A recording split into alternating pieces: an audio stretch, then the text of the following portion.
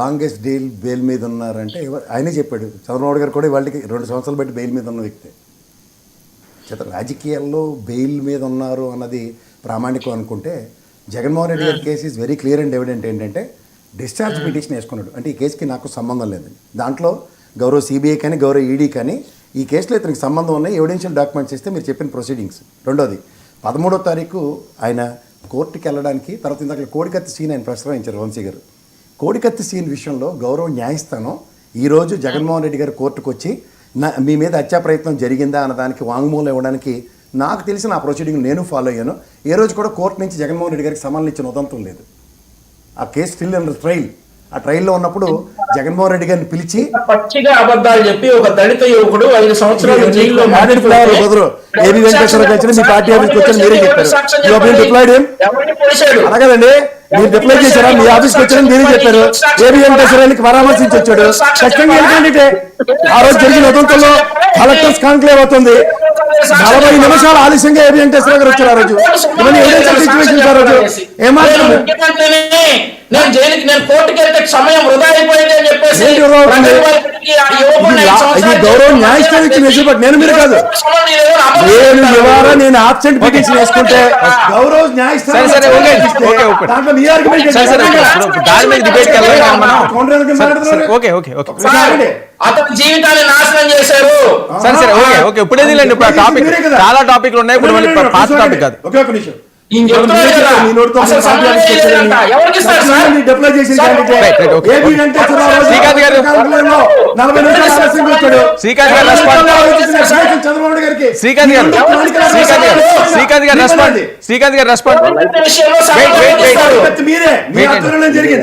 ముఖ్యమంత్రి కూడా చంద్రబాబు గారే. ఎవరిచ్చారు? ఎవరిని ఇన్వెస్టిగేట్ చేస్తుంది? ఎన్ఐఏ ఇన్వెస్టిగేట్ చేస్తుంది. జగన్మోహన్ రెడ్డికి ఇచ్చారా?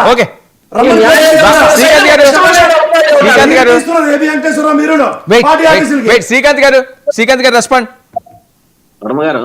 చాలా కన్వీనియంట్ గా మాట్లాడతారు. ఒక నిమిషం అండి. ఇలా ఓవర్ పీరియడ్ ఆఫ్ టైం మంచి నిజాలు బయటకు వస్తున్నాయి.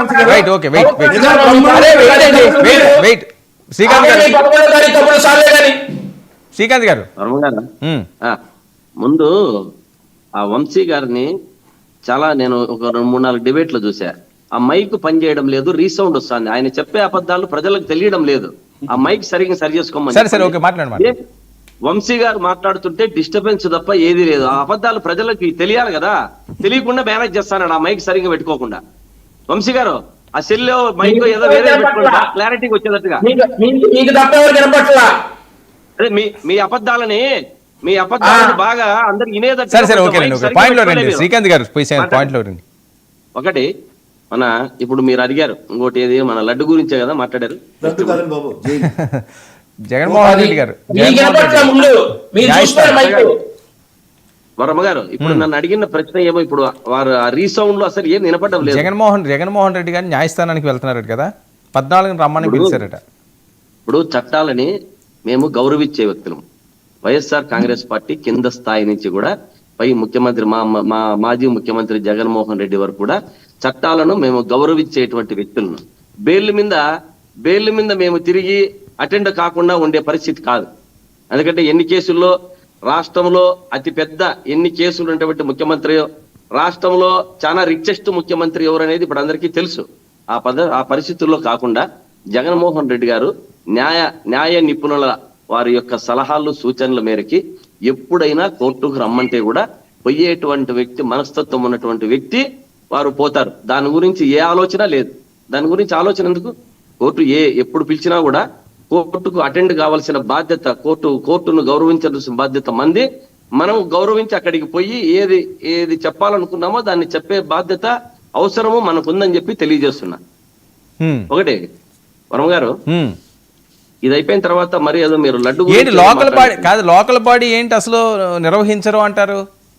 ఇప్పుడు ప్రసాద్ గారు చెప్పారు, ఇక్కడ ప్రసాద్ గారి కన్నా సీనియర్లు ఎవరూ లేరు.